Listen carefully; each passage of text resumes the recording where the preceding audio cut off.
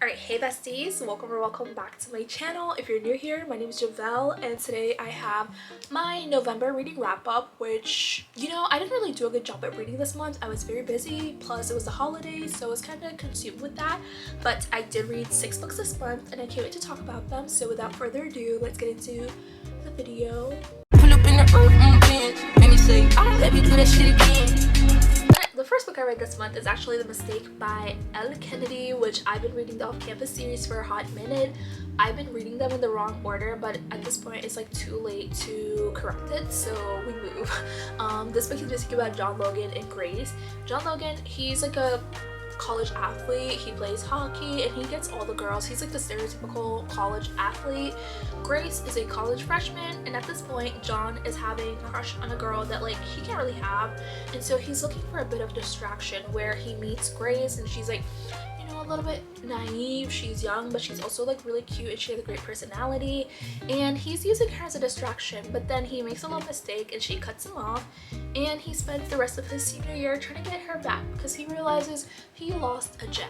So that's basically what we get to see in this book. This is a college romance. It's also like a second chance romance. We get first person point of view. We also get dual point of views. This is like a really spicy book, but also it does touch on like really serious topics like alcoholism. So I don't know if that's like a trigger warning for you, then I don't know, don't read this book. But it's also super spicy, really cute, really fun. I love Elle Kennedy's writing style. She does have really humorous like male characters, which like I love, so I would rate this like a 4 stars. John Logan's not my favorite off-campus guy. Okay, Garrett Graham always has my heart. So that's pretty much The Mistake by Elle Kennedy. Then I also read The Matchmaker by Elin Hilderbrand, and this book is also like a little bit out of my comfort zone because I'm not like the biggest adult like book. I don't know, like I like reading new adult books because they're a little bit closer to my age, but this book, the main character is like 48. She's like married, she has kids. So that's basically why I think it is out of my comfort zone, but it is a romance novel nonetheless. And this book is basically about Dabney. She is a matchmaker, and everyone thinks she has like this magical ability to successfully find like couples that really do match together, like perfect couples. However, Dabney's married, but the guy that she's married to, she doesn't think is her perfect match, and her ex-husband, or like her child's father, returns back to Nantucket, and Dabney's in distress because deep down she knows he's her perfect match, but like they're not together. And so that's basically what this book is about. I would rate this book like a, I don't know, maybe like a 3 stars.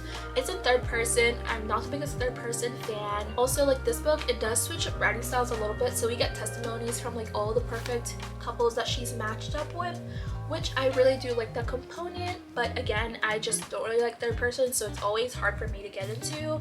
So 3 stars for The Matchmaker. The next book I read is Tempt Her by Nina West, and this is a billionaire romance.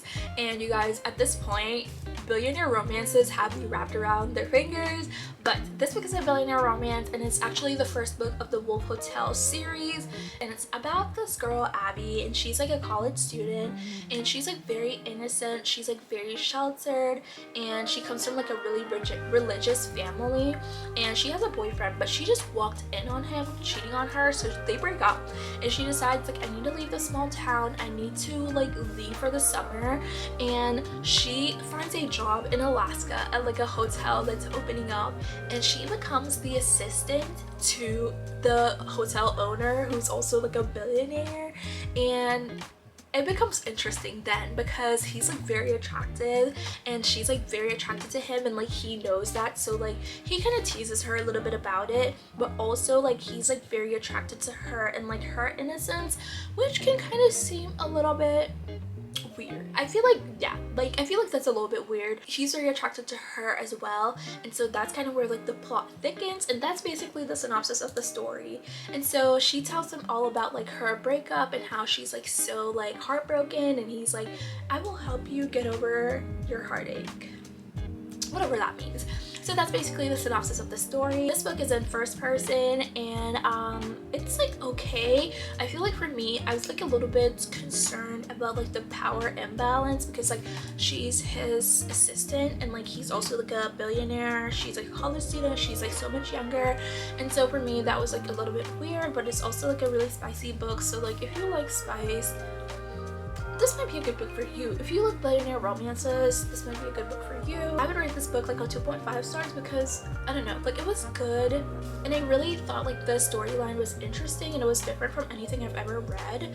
But also like some things were just weird for me, and also like the spicy scenes, like I was kind of cringing a little bit, and so yeah. The next book I read is Love Her or Lose Her by Tessa Bailey, and this book is basically about a couple who is going through a really rough time because the husband has just returned back from like war. He was like in the military, he returned back home, and he's having all this internal conflict that he doesn't really communicate about. And the wife, she has like a retail job, but like she has bigger aspirations, and she just feels very disconnected from her husband, and so they just don't really communicate at all. And so she's at like a breaking point where she's like, it's either this is gonna get better or like we're not together. And so as a last chance resort, they decide to go to like couples therapy, and that's basically what we get to see in this book. That's basically the synopsis. Honestly, when I first looked at this book, I thought the characters were black because I feel like every brown character is black in my head, but they're actually Puerto Rican, and I just want to put that out there. Honestly, I feel like the writing style in this book is basura. Like I said before, I love Tessa Bailey, but the writing in this book just doesn't really hit many spots for me. I'm not like the biggest writing critic. Like as long as it's like bearable, as long as it's good, it's readable, I will enjoy it. But this book just didn't really hit many spots for me. Like I feel like a lot of topics in this book that were introduced were not elaborated well on, or like they just weren't developed very well. I did like the component that like they're minority characters. In my book shopping video, I said they were black because I feel like every brown character is black, but that's just not true. They're actually Puerto Rican, and I really like the cultural components in this book, but I just feel like it felt like a 16-year-old wrote this book, and it just wasn't really well written for me. It did have spicy parts, but unfortunately like spicy is just not enough to make it a good book, and I feel like a lot of authors try to get away with like being bad writers by introducing spice into their books. I did not like this book. The next book I read is The Unhoneymooners by Christina Lauren, and oh my gosh, I love this book so much, and it's also really popular. But this book is basically about Olive and Ethan, and Olive has a twin sister, and her twin sister just got married to Ethan's brother. However, at the wedding, everyone gets sick, even the bride in the room. Everyone gets sick except Olive and Ethan, and so they inherited their siblings like little vacation pass, and so now they get like a free trip to Hawaii, which couldn't have come at a better time because Olive, she's like going through a rough time. She's not married, she just lost her job, so she has really nothing going for her, and so she decides to go on this trip with Ethan. However, the biggest problem is that like she hates Ethan and he hates her. They don't have a good relationship like at all, and so they get to go to Hawaii together for like 14 days, and the entire trip they're like pretending to be together. So they're pretending to be married so they can get all the perks of being in Hawaii and being at like this really nice resort, and it's just like a very interesting story. So that's basically the synopsis, that's basically the plot, and I love this book so much. It's first person. We get forced proximity, which is like one of my favorite little tropes. We get like enemies to lovers, another one of my favorite tropes, and I absolutely love Olive's character. I feel like every book, like the main like female heroine, like sometimes I'm just like, you're annoying, or like there's little characteristics that I don't like, but Olive is just like perfect to me. Like I love her character. You can tell like she really loves her sister, and she really just has like, I don't know, she like defends her sister to the death, and I love that. So that's basically, I don't know, my thoughts on The Unhoneymooners. I would say like this is like a 5-star read for me. I loved it so much. It was so good. I definitely recommend. If I don't recommend any of these books, like that's one of like my favorite books I read this year. So my mom's being loud again, so we're gonna ignore her. And then the last book I read in November is The American Roommate Experiment by Elena Armas. this is one of my favorite authors. Like, I've only read 2 of her books, but like, she's so good. But this is basically The American Rubin Experiment by Elena Armas, and I love her writing style so much. She does slow burn so good. But it's basically about Rosie and Lucas Martin. Lucas Martin is basically Catalina's cousin from Spain, and this is like the 2nd book in the Spanish love deception. And Rosie is staying at Catalina's apartment because her roof just collapsed, right? And so Lucas is also arriving from Spain, and he's staying there for like 6 weeks, and now they're kind of like stuck in like a studio apartment, which you guys know studio apartments are not very big. So they're stuck together. And they're sharing the apartment, but like Rosie's also suffering like a bit of writer's block because she has no romance in her life and she's a romance author. And so Lucas decides, like, what about we do like experimental days, kind of like get the juices flowing for your writer's block. And so they're trying to, I don't know, like fake romance a little bit to help her become, you know, in the zone of writing. And so that's basically the synopsis of the story.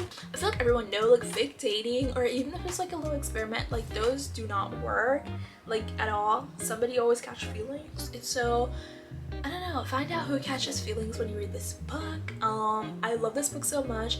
Again, slow burn is like one of my favorite things ever. I used to be like so impatient when I read slow burn books, but now like I love it so much because it really just gives me the butterflies. It makes me swoon at like every little thing. I'm like, oh, that's so cute. Yeah, so I really like this book. It's first person, we get dual point of views, we also get forced proximity, and we get slow burn.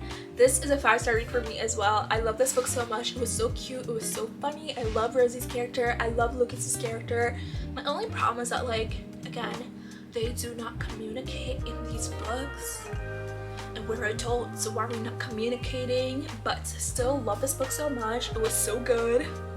So that's pretty much it for my November reading wrap up. I was kind of all over the place with this reading wrap up, but it's okay, we move. Thank you guys so much for watching. I love you guys so much. I'll see you guys next time. Bye. Ooh, I'm gonna pull up study to the side. She keep coming at me every day and night. When I left in my life started feeling right.